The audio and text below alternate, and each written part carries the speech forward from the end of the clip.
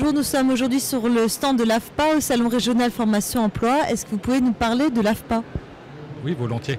L'AFPA est un organisme de formation national, donc 186 centres en France, et on fait des formations à la fois dans le domaine du bâtiment, dans le domaine de l'industrie et dans le domaine du tertiaire.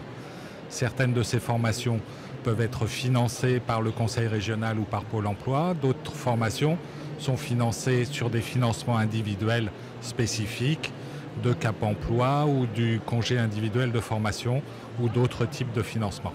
Voilà. Donc globalement, nous formons sur les titres professionnels du ministère du Travail qui correspondent au même niveau que les titres du ministère de l'Éducation nationale. Donc nous formons par exemple sur des niveaux 5 qui correspondent au CAP et BEP, sur du niveau 4 qui correspondent au bac pro et sur du niveau 3 qui correspondent au BTS. On a quelques formations sur du niveau 2 qui sont des formations de niveau ingénieur. Voilà. Jusqu'à quel âge on peut se former à l'AFPA? On peut se former à l'AFPA à n'importe quel âge. L'AFPA forme quand même sur des métiers, donc pour exercer un emploi derrière.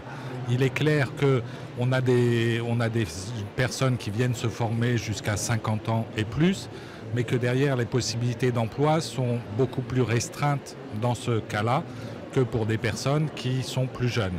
La moyenne d'âge des personnes qui sont formées à l'AFPA est entre 35 et 40 ans. Ce qui veut dire qu'on a quand même un certain nombre de personnes qui sont en reconversion professionnelle et qui sont nettement plus âgées, comme on a un certain nombre de jeunes. Mais il faut à minima avoir 18 ans, puisque ce sont des formations professionnelles, donc on travaille beaucoup sur les équipements professionnels et il y a des dangers quand on est plus jeune, pour l'instant. Est-ce que dans le cadre de vos formations, on est intégré au sein d'entreprises, dans le cadre d'apprentissage, de stage, de contrat d'alternance? Alors, dans toutes les formations, il y a une période ou plusieurs périodes en entreprise. Nous ne sommes pas exactement dans le cadre de l'apprentissage, mais il y a quelques centres actuellement qui fonctionnent sur l'apprentissage et au niveau national, il y a des démarches qui sont faites pour que l'on puisse s'ouvrir sur l'apprentissage. Néanmoins, dans toutes les formations, il y a des périodes en entreprise, puisque dans la formation elle-même, nous reconstituons complètement le monde du travail dans nos ateliers pédagogiques. Les personnes ont un poste de travail par personne et travaillent comme si elles étaient en entreprise. Néanmoins, il y a des situations qu'on ne peut pas reproduire au niveau pédagogique. Donc à ce moment-là, les personnes vont en entreprise. D'une part, c'est pour cela. D'autre part, c'est également un tremplin vers l'emploi. La personne peut ainsi montrer à l'entreprise ses compétences et espérer avoir un emploi plus facilement à la sortie. Est-ce que vous pouvez nous parler de l'apprentissage transfrontalier, de vos formations franco-allemandes en général? Tout à fait. Nous avons développé un certain nombre de programmes franco-allemands avec le conseil régional Alsace, Champagne-Ardenne, Lorraine maintenant. Beaucoup avec des partenariats entreprises.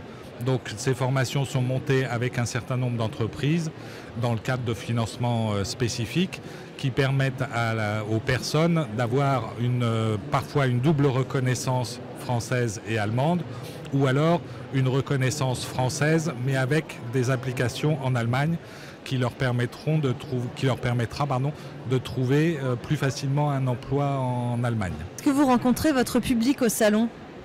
Alors au salon, on reçoit différents types de publics et on est là pour différentes missions. On a bien sûr une mission d'information générale. Les personnes viennent simplement pour se renseigner, pour savoir, c'est un premier contact.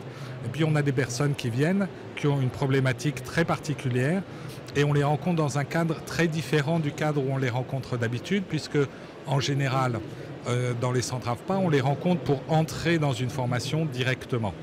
Là, ils viennent nous exposer leurs difficultés, soit à entrer en formation, soit à trouver une formation, soit sur d'autres problématiques, puisqu'il y a des personnes qui travaillaient en Suisse et qui veulent pouvoir intégrer des formations en France, ou des personnes qui ont travaillé en Allemagne mais qui n'ont pas la reconnaissance du diplôme en France. Donc voilà, des situations qui sont très très différentes et beaucoup plus variées que ce qu'on a habituellement quand on les reçoit directement dans les centres.